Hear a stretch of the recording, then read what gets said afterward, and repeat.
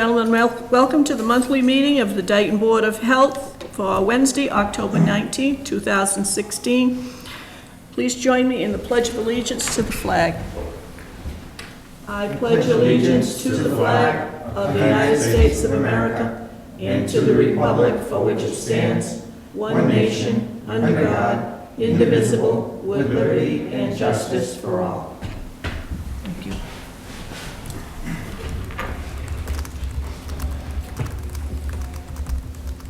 Next on the agenda, approval of the minutes of September 21st, 2016. I move that we approve the minutes of our regular Board of Health meeting of September 21st, 2016. I second that. Motion's been made and seconded. Any discussion? Not all in favor? Aye. Aye. Opposed? Motion carries unanimously.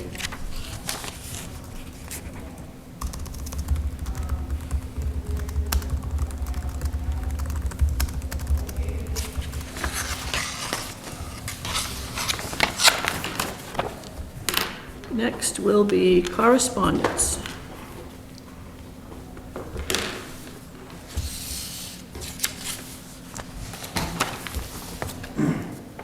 Thank you. You're welcome.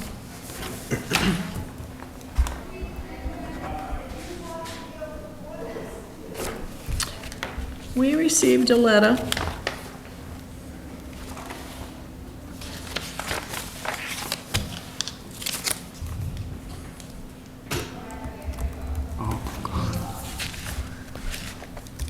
on October the 4th from a resident in North Dayton. And I thought she was going to be here tonight, but I will read the letter, and if she comes in and wishes to speak, I'll recognize her. To the Dayton Board of Health, dear Nancy Goulart, Brett Sagrafis, and Dean Cronin, please would you put this on the agenda for the next meeting? As you are aware, for several years, there has been a large quantity of cats across the street from us on Spring Street. Initially, our neighbor fed 4 or 5 strays and neglected to spay or neuter them until a population explosion occurred. Mrs. Ferry, Dayton's ACO, has claimed the situation is under control. All cats were to have been spayed or neutered by last January. However, I have twice seen a very young black kitten in their yard across the street. 2 are the same one. We also see other young, thin cats that appear to have been born since last January. I fear that this will get out of control again. All I am asking is that these cats be monitored on a regular basis. The last count that I am aware of was really just a guess of 40 cats, 10 of which are kept inside. It is actually impossible to get an accurate count because there is a long low deck attached to the house in the back. It is roughly the size of your meeting room and no more than 10 inches from the ground. On cold or hot days, that is where the cats would congregate for protection. I suggest a minimum of 4 unannounced inspections each year to ensure the population stays under control. I also have reason to fear some are not getting enough food and the small wildlife has about been decimated. As Mrs. Ferry stated at the last meeting I attended, survival of the fittest. Dayton is a kinder town than that, is it not?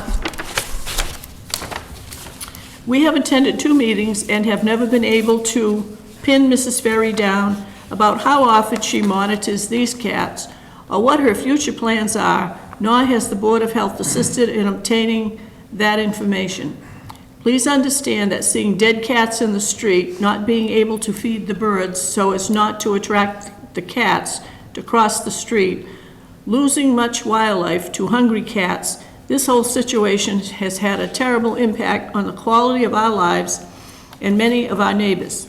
Thank you for listening. I implore you to request that Mrs. Ferry monitor these cats regularly and report back to you and the future appointed Board of Health.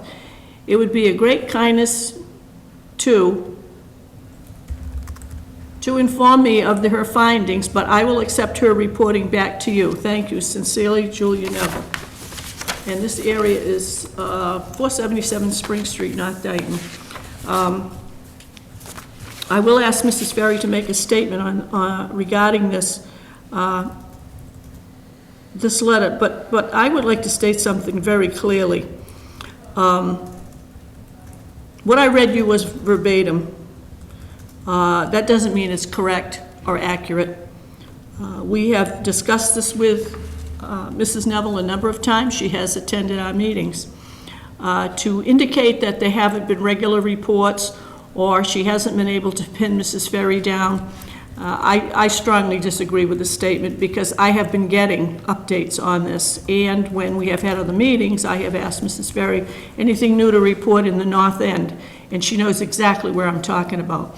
So I will take that exception right now. There has been constant review, there have been reports. Does she report to this particular property owner every time? No, and I don't expect her to, but she does report to the Board of Health, which is what is required.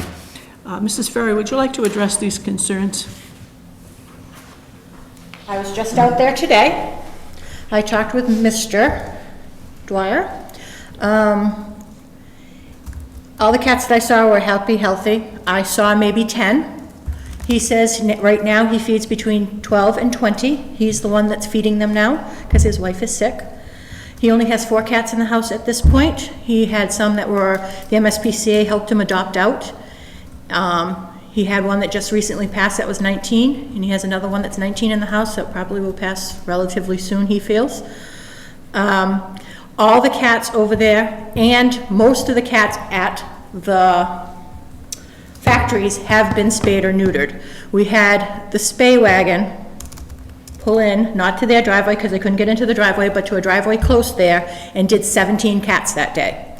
That took care of whatever wasn't done behind Spring Street and most of the ones that were at the factories. There were some young cats that if they were handable, and could be approached, that they took them somewhere and they've worked with them to place them in homes. There was like 5 of them. But those cats, when I talked with a person from the MSPCA, didn't feel they came from that colony, came from the colony at the factory. But they sort of intertwine because they're one in the same colony.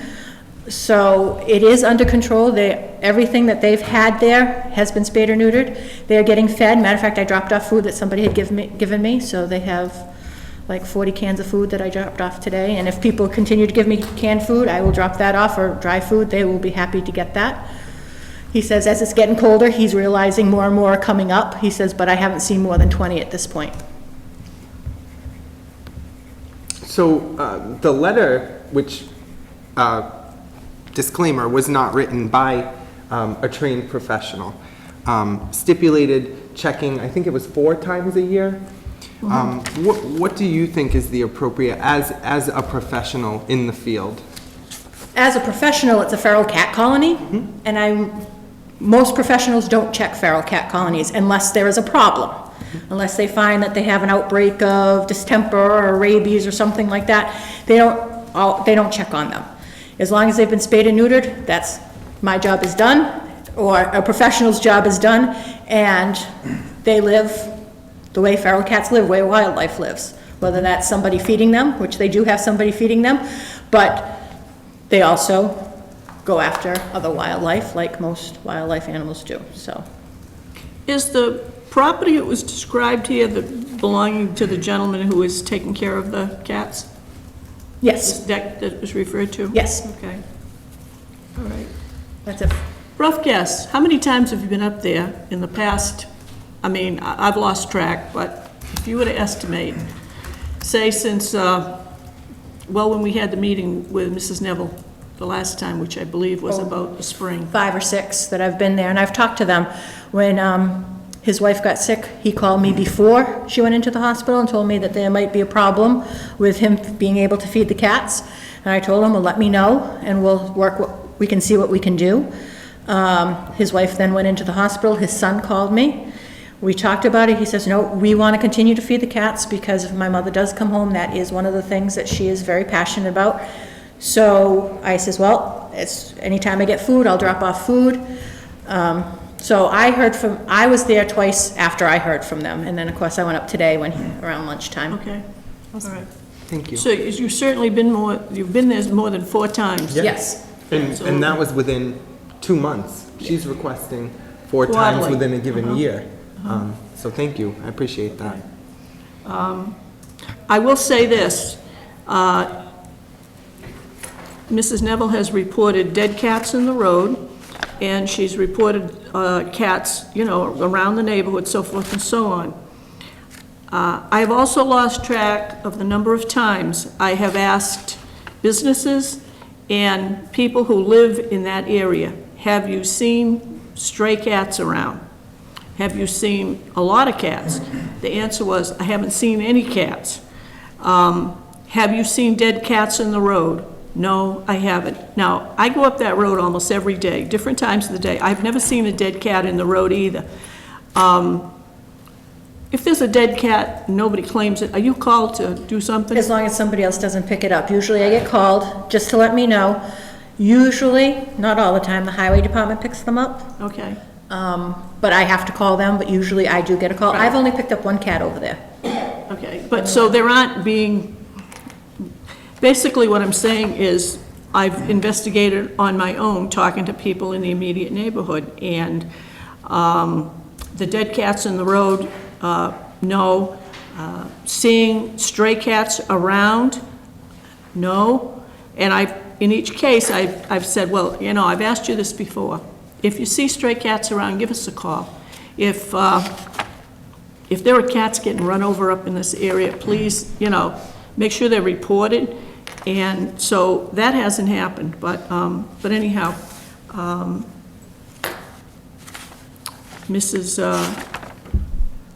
I think Mrs. Neville is truly concerned about the cats, but I also think that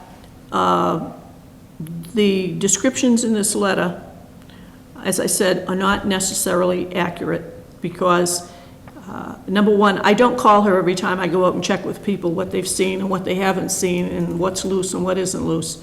And as far as your involvement with it, you've kept this board informed sufficiently, and I don't expect you to be making reports to individuals unless you call to their home for a problem, you know, which is understandable. But I don't believe the ongoing problem that she's describing is as it is described, and I'll leave it at that. So do you have anything else for us, Stacy? Not about that. I mean, I have other things. Okay. Do you want me to do it now or later? If you want to do your report now, so you can get everything. I have been back to 235 Bedford Street after she was in court, and there was a list of things that she had to do when she was released without bail. And when I went there, what she had on the property now are 3 piglets, 7 chickens, and probably 7 rabbits. She's gotten rid of most of what was on the property. We did talk about I had no problems with the chickens on that property and the rabbits as long as they stayed in that 7 area, but the piglets may not be able to stay. She was keeping 2 of their potbelly pigs for her children, and 1 was leaving. The concern is, has she moved them somewhere, hiding them on us? We don't know. We're looking into that. She had moved a horse, so we couldn't find it. We found that. So that's an ongoing problem. I did stop at 800 Somerset Ave. Nobody came to the door. I left my card. I have not heard back from them yet. That was today. The smell wasn't bad when I was there today, but that doesn't mean that it's not at some points. And the other thing that we're watching is Somerset Ave behind Giorgio's. There is a place, New People in Town, that had 2 horses, and we had some complaints about one of the horses, so myself and Chelsea have been watching them. That horse that we were having complaints about lost a whole bunch of weight in a month. So we finally pinned them down to find out that horse wasn't even theirs, and the owner came and was appalled at the way her horse looked and moved it, and the horse over the weekend supposedly gained 15 pounds just in water weight because it was so dehydrated. If that is the case, we will be bringing charges against them. Were they supposed to be taking care of this animal? Yes, they were supposed to be feeding and watering and... Is there a minimum amount of land you have to have? The MSPCA says you should have an acre per animal.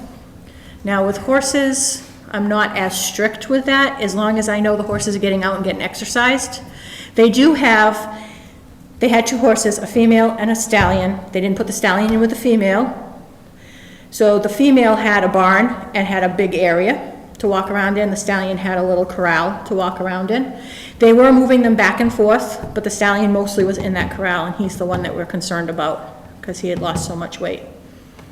So, Was there, with such small pasture areas, was there evidence that that hay was being taken in, or? the first time I was asked to go there by Chelsea, I took pictures. The horse was eating and had water in front of him. Chelsea had been out 3 times after that, and there was no evidence of food or water. But the horse looked healthy the first time she went out. The second time she went out, may have lost a little weight, but sometimes if they're in those kinds of pens, they sort of get stressed out. The last time she was out there, he had lost a significant amount of weight, and she was concerned. So she talked to them, and then she talked to the owner of the horse. Okay. Getting back to the Bedford Street property owner, she went to court and she was told to do certain things, which she appears to have done. What about the rest of the situation? She goes back in November. They gave her a lawyer, and she will answer the charges in November.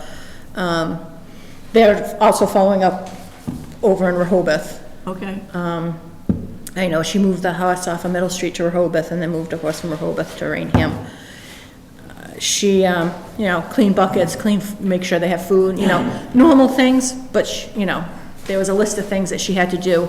And if she didn't, vet care records, if I went and I said, that animal needs vet care, I'd give her 7 days. If it doesn't, I'm supposed to call a parole officer, that kind of stuff.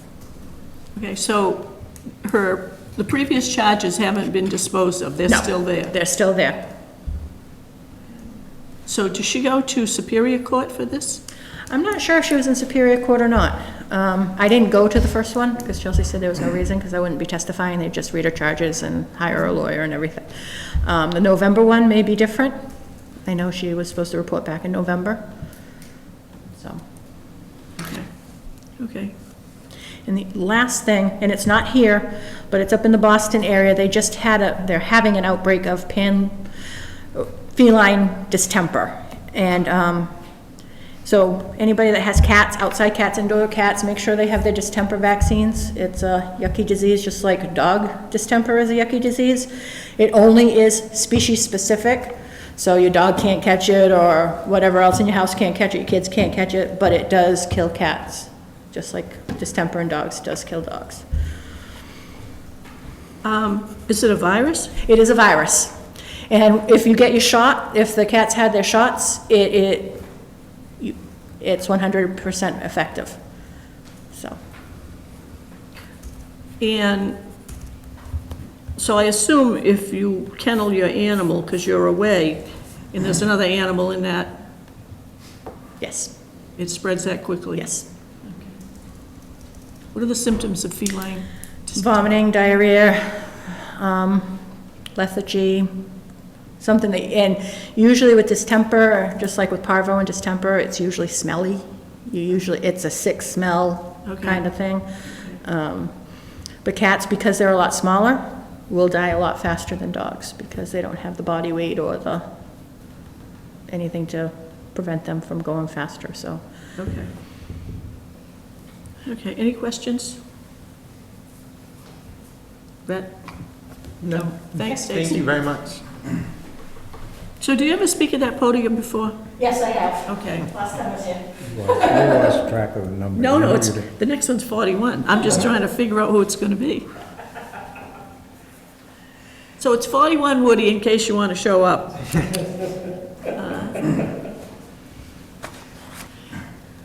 Under the announcements. What do we got? We have, I think the only one that I circled was the one for, and then we have the one on the back of the, oh yeah, but we can do that one. We can do that one. We'll do that one for the, at the selectmen's meeting.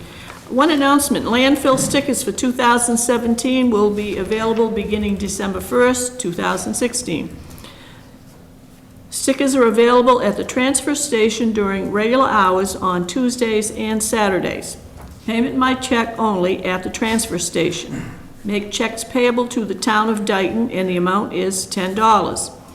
The stickers are also available at the Selectman's office, and your vehicle registration is required, and this is the vehicle you will use to transport items to the transfer station. And the stickers are not transferable.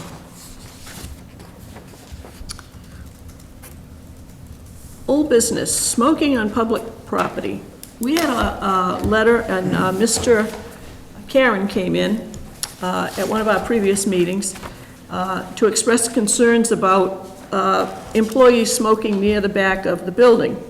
And he asked that we check into this and find out what the state requirements were. And specifically, he said there are many Massachusetts state laws restricting smoking on or near public buildings and grounds. And could you please enforce and find a viable alternative to the situation? So, Mr. Bernardo, would you like to address that? Yeah. So the question would be is, can you smoke outside of a building? What he said was, I would appreciate it if you would address the employee smoking situation at the lower entrance to Town Hall. On my many visits to Town Hall, I use the lower entrance and am forced to walk through 2 or 3 employees smoking cigarettes around the entrance. As a ZBA member making frequent visits, I do not appreciate having to do this. As a town citizen, I am appalled you make us walk through an area where employees are allowed to smoke to enter the Town Hall. I am also disheartened by the appearance of the entrance. I, on more than one occasion, have witnessed employees extinguish their cigarette on the side of the building, as visible by the burn/black marks on the cement side of the building. This amounts to defacing public property. I would also assume, as the Honorable Board of Selectmen, you must be aware of this, as there also is a container labeled cigarette butts placed there for employees' use. And as stewards of our building, you may see this as you periodically inspect the grounds. There are many Massachusetts state laws restricting smoking on or near public buildings and grounds. Could you please enforce and find a viable alternative to this situation? I'm not familiar with any laws that prohibit smoking outside of buildings. I have that frequently asked questions on Massachusetts smoke-free workplace, and the question was, does the law require a smoker to stand a specific distance away from a building entrance? And the answer was no. The state does not require smokers to stand a specific distance from outside of a workplace building. However, smoke cannot migrate back into the enclosed workplace. Any smoke that migrates into the enclosed workspace is a violation of the law. What I would recommend is a policy in place where preventing individuals from even having that question, is there smoke migrating or not? You would just say, our policy is a certain distance, and I'm sure that'd be fine, because you actually control any of the smoking, the cigarette butts on the end. You can have a little smoking station. I'm sure that's something that could be held as a policy.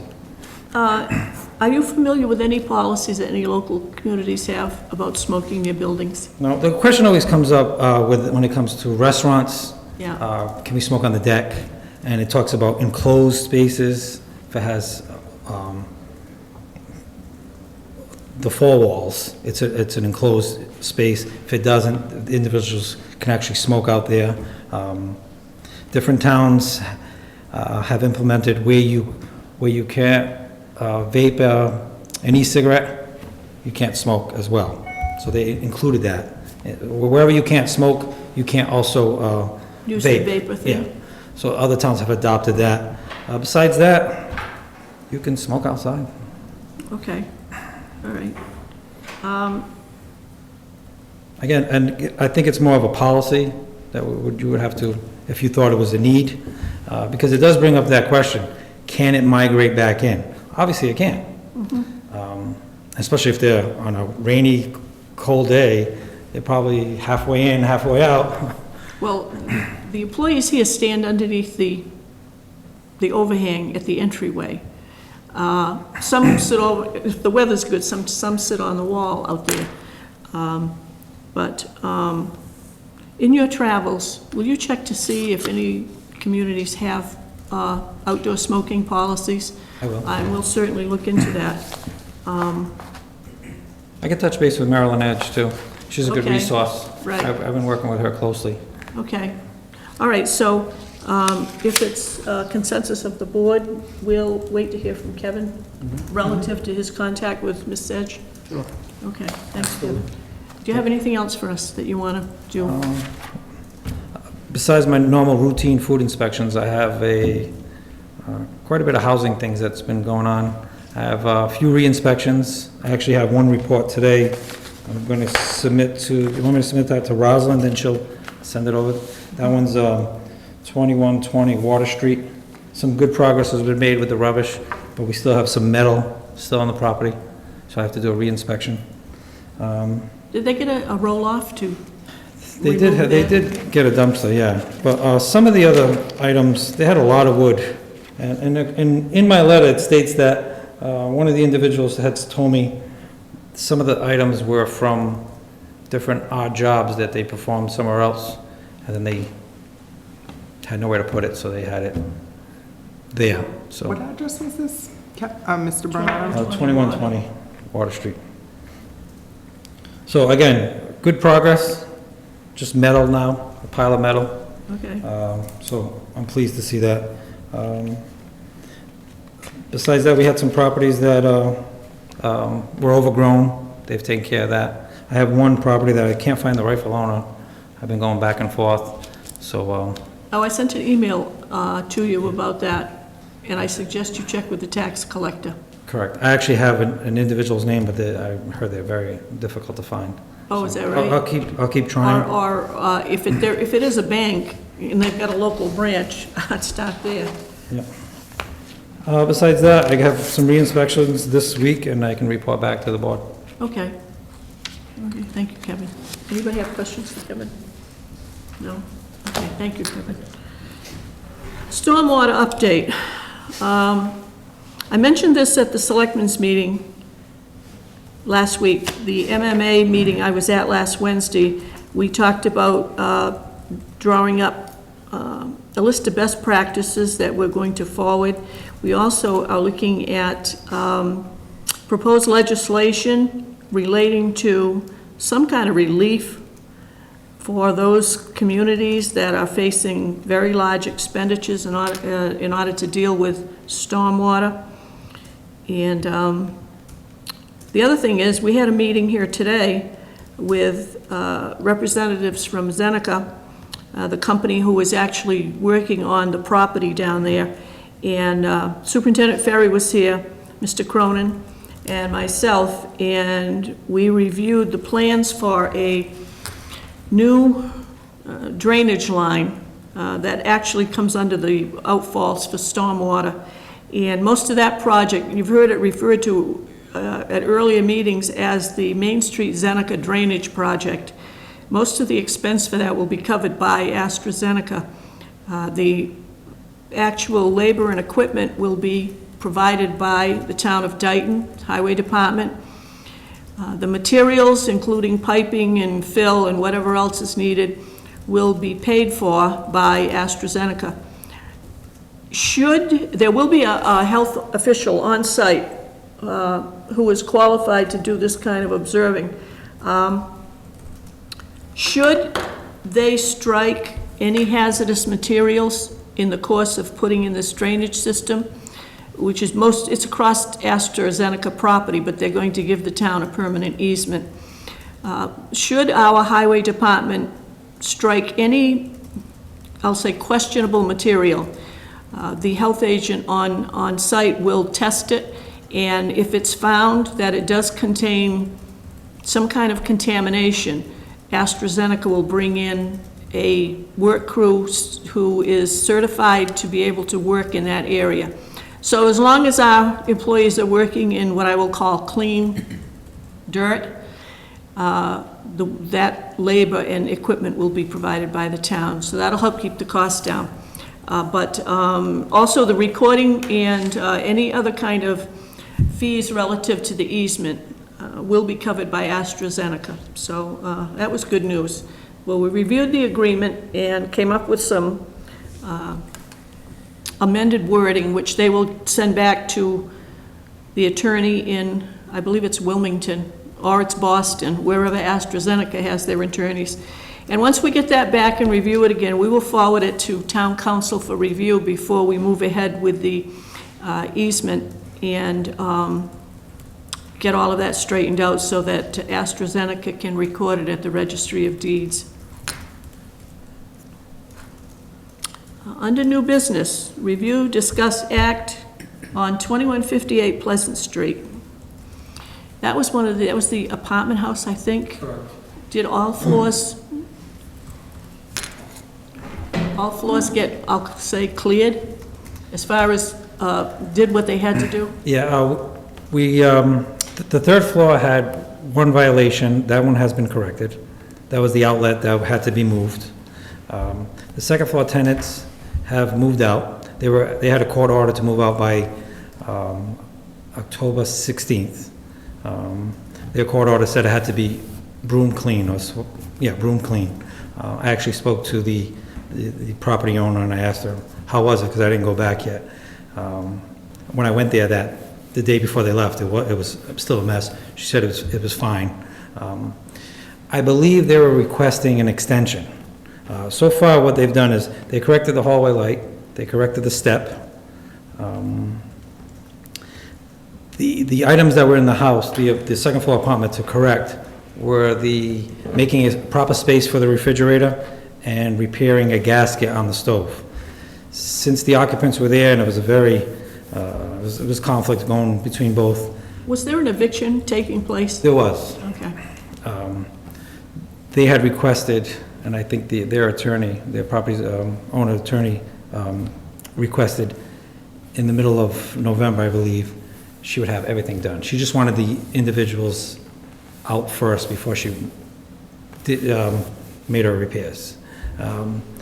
With the understanding that the Board of Health would not allow reoccupancy or new tenants without a reinspection. Is the first floor occupied? Yes, by the property owner. By the owner? Yes. Okay, all right. So you'll be going back again eventually before they rent those two apartments? Yes, the plan is, she's going through the place, and I believe she requested, I'm not sure, I never got to see the letter that the attorney submitted. I think She was looking for the middle of November, they're in there for 2158. which I'm fine with it as well, with that same condition. She would not be allowed to rent out the apartment. When I spoke to the attorney, her main concern was, well, nobody's living in it now, do we have to comply? And I said, well, what are you going to do with the apartment? Are you going to rent it again? Yes. I said, then you've got to comply. Correct. And she was told to, or the owner was supposed to contact you to talk about a timeline. Mr. Hague, I have a question. Jim, did you have a question? If I may. Sure. Good evening, Board. Good evening, Dayton. I'm familiar with this property. I've been out there on several occasions. One of the problems that came up on the second floor with the adequate space for the refrigerator was this is an old balloon-framed house with a pantry-style kitchen, extremely small. The second floor tenant wanted to have the landlord cut a wall out to create a space for the refrigerator, which I would not allow because it's a bearing wall in the house. This house was constructed around a center chimney. That chimney becomes a structural component of the home. So I didn't feel comfortable letting anyone touch that wall unless I had some professionals involved.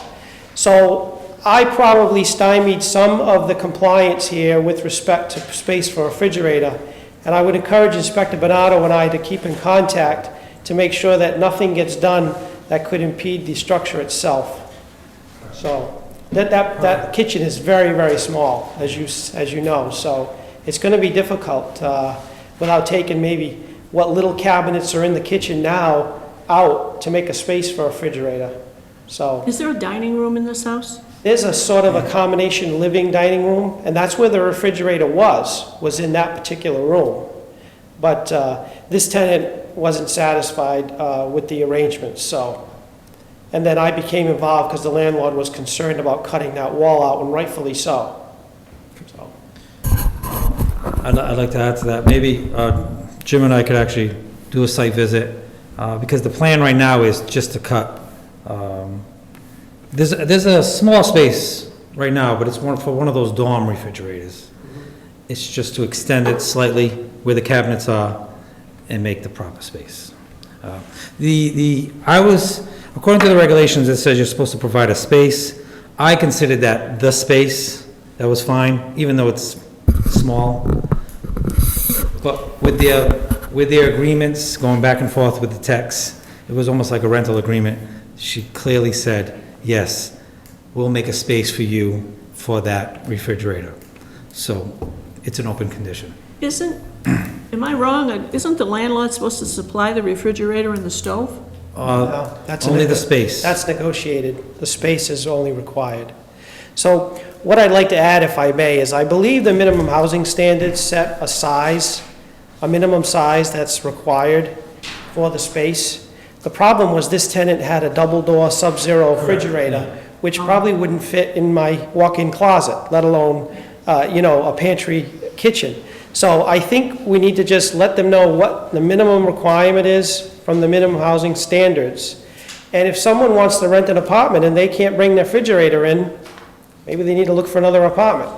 So, Or a smaller fridge? or a smaller fridge. Right. Little dorm one. Yeah, that's what the space is now. I can't seem to find that letter from the attorney. Actually, Yeah, there it is. you guys. I spoke to the attorney after that letter came in, and that's when she wanted to know if they had to comply because the apartment was empty. And I said, well, yeah, if you're gonna rent it, you do. Yes. So, I'll follow up for a reinspection. okay. very And then good. we'll make arrangements, Jim and I can go out there and instruct them exactly not to touch the wall. So, what floor had the problem with the stove? The second floor door. Well, whose stove was it? It was supplied by the, Oh, so they had their own fridge, but the Stove. owner of the property had the correct. stove? And then the gasket was all torn off. And Okay, they were well, I was going trying by- to figure out whose problem it was. I think the stove was gas. And usually when you have a gas stove in an apartment, that becomes part of the apartment. People don't want people Can't hooking pull the up gas plug. stoves, Yes, right? okay. So I think that's why the stove was included in this rental, but that's fine. That's pretty common for gaskets to let go, but. And the way the Is it an code, oven gasket? Yeah. Okay. the way the code is written, you have to restore everything to its original condition. So if, When you moved in? yeah, well, if I was the property owner, Yeah. and I supplied the refrigerator for them, Oh, okay. and I supplied that stove for them, and it was faulty, I'm responsible to repair, Oh, to right. the original condition. Okay. Doesn't have to be brand new, but I have to get that thing going. Okay. Same thing with the holes in the wall. I have to patch up that walls. I don't have to paint it the same colors, but I have to restore it to the right finish. So the way the code is written, it says you have to restore everything back to the original condition. Okay. So that stove, the gaskets, disrepair, and she has to repair it.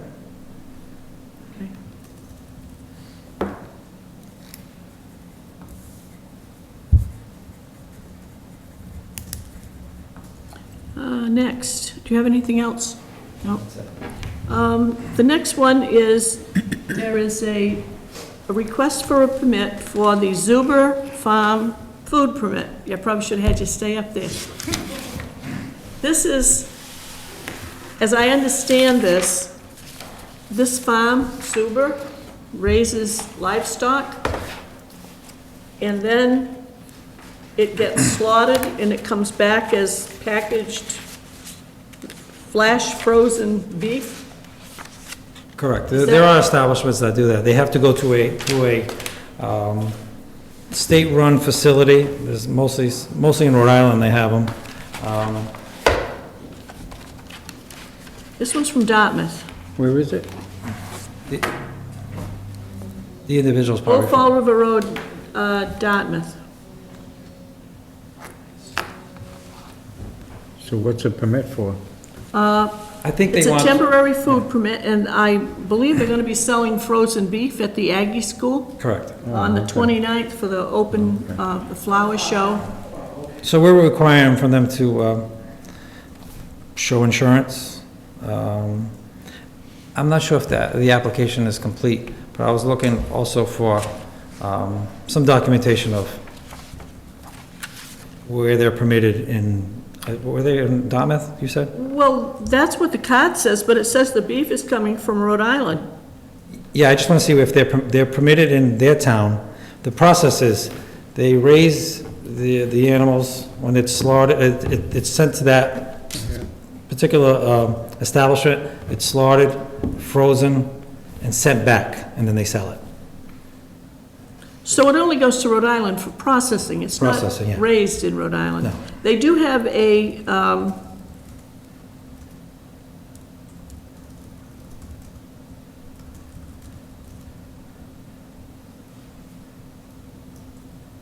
I see, because this is like, well, maybe not exactly the same, Omaha steaks, like that, Sounds like something like that. where you get, I'm not saying it's the same. This is almost like, I'm just saying it comes in frozen. yeah, this is almost like, I'm not gonna name the property, but we had an individual in town that was raising chickens, All right.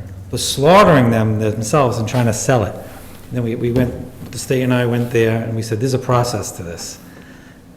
You have to follow the whole way through. So you have to go to a plant, A rendering establishment. plant. Yeah, and follow their protocol, and then follow it all the way through. Because they have the sanitizer, they have the way they slaughter the birds.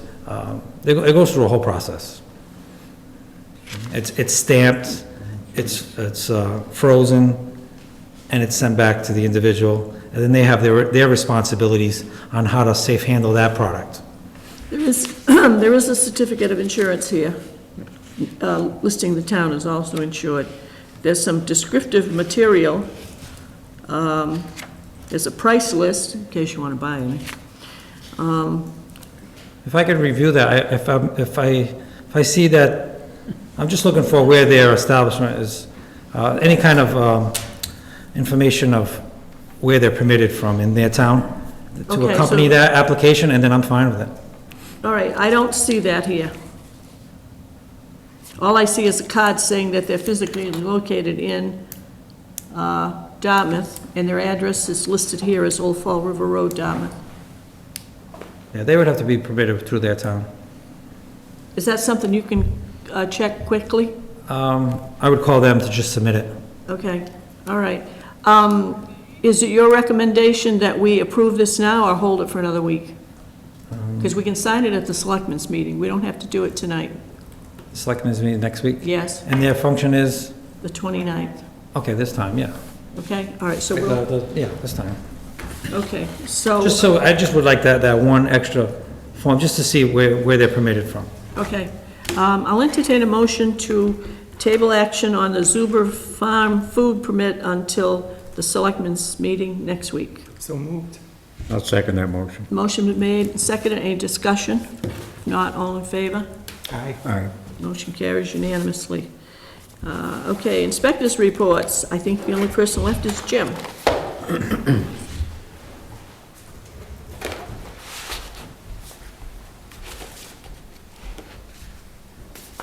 I don't actually have any reports tonight. I just have a couple of public service announcements in the interest of public safety, if that's okay. Although it's ironic that I'm speaking about this today, considering it was 80 degrees, October 1st kicks off the heating season. So I just wanted to remind everybody at home to have their chimneys cleaned. Make sure that the pellet stove exhaust, chimney exhausts, wood stoves, et cetera, just make sure that's all free from leaves, debris, bird nest, what have you. All the new homes built today have PVC exhaust pipes, which is a high-efficiency furnace. Without getting into too much detail, there's a nice little cone on the end that the birds seem to like to build nests on. So we want to make sure that we don't have any bird nests on any of the exhaust pipes before you start up this equipment. We also start the season for outdoor wood-burning boilers. As you may recall, Board of Health implemented a bylaw fairly recently, last year. That's in full effect. There's no grandfathering for any pre-existing outdoor boilers, which means you must comply with that bylaw. If you're not certain about what it says, you can obtain a copy from Rosalind Grassi, the Board of Health Secretary. The Board of Health does intend to go around and inspect boilers for compliancy, so I would just encourage you to familiarize yourself with it, make the changes that are needed, and get yourself into compliance. With that said, I would encourage you to be mindful of your neighbors, burn clean wood, burn dry wood. I think we all know what happens when you don't do that, and that's where the nuisance calls come in. So just be mindful of your neighbors. You have the right to heat your home and save money, but your neighbors also have a right to their quality of life as well. The other thing I like to do at this time of year is we're changing the clocks fairly soon, and I would ask you to check the batteries in your smoke detectors, make sure those are all functional. If we have another bad winter, you certainly want those if you need them. Other than that, I wish everybody the best. I hope everybody enjoyed the summer, and we're here if we need you. Jim, on smoke detectors, what's the average life of my house has got both kinds. So the electric ones are just there, but Right. the battery ones. Right. So the average, well, actually, it is Mass General Law that a smoke detector should bear a date of less than 10 years. Anything that's bought in the last few years typically have batteries that will last the lifetime. However, there's still older units out there that still take the 9-volt batteries, et cetera, et cetera. So I try to encourage everybody to check those when we change the clocks so that you know that they're working. And you can simply test it by pressing the button, and it'll let you know. That familiar chirping lets you know that the battery's not. Now, with that said, I don't want to have a run on smoke detectors, but if they are less than 10 years, older than 10 years old, they can render faulty, and it's been proven. So, if you're up there and you're checking the batteries, there's always a date stamp on the back side of them. If they're older than 10 years, you might want to upgrade them. Unfortunately, if you decide to upgrade them, you usually have to do all of them if they're hardwired, because the newer ones don't talk with the old ones. So the home centers might not have enough if everybody runs out and tries to change them. But if you try to replace just one, you'll end up driving yourself crazy because the thing won't like it, and it's going to chirp and make a lot of noise. So I just have to replace every single one. But do you have hardwired? Well, I know it has the battery inside, but I think it's all hardwired. Yeah, it's hardwired. And it's funny because I called, But that's what I'm saying. Yeah, My so- house has got two kinds. One Right. works off the electricity, Right. and we got the backup battery one, so if the power is out, we still have active Right. detectors. So if you have both kinds in your home, there's no need to upgrade to all one or the other. Obviously, hardwired is the required method today. But you can check the ones that aren't battery hardwired, and you can change those individually if you'd like to. It's the ones that are interconnected that won't communicate with one another if you try to change just one. The other thing that we should mention is carbon monoxide detectors. Just about every home should have one. And if you don't, go out and spend the $30 and get one. The code requires all new homes to have hardwired carbon monoxide detectors, but in pre-existing homes, a plug-in model is just fine. Follow the instruction manual, place it where the manufacturer says to, and in the unfortunate circumstance you need it, it'll sound off and you'll know. The new plug-in kind, because we've got two, and they're both the kind you plug into the outlet. We replaced one about 2 years ago, and we were going away, and we pulled them. Well, we came back, and this house was beeping, and we couldn't figure out where it was. Then we thought it was a defective a smoke detector. So we called an electrician. He looked everywhere.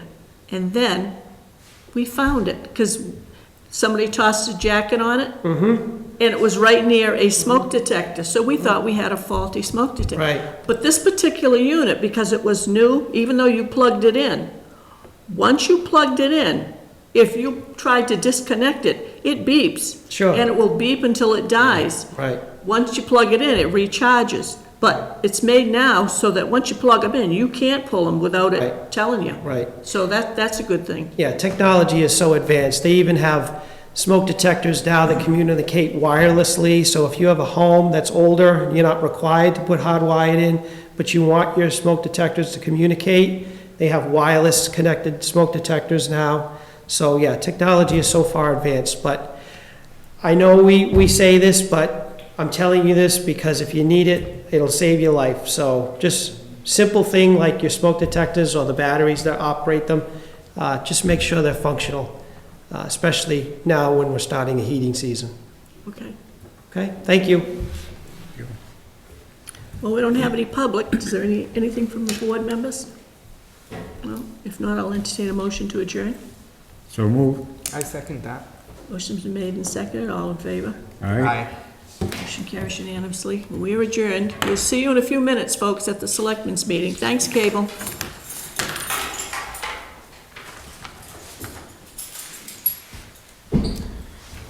Have a good night. Yep, good job.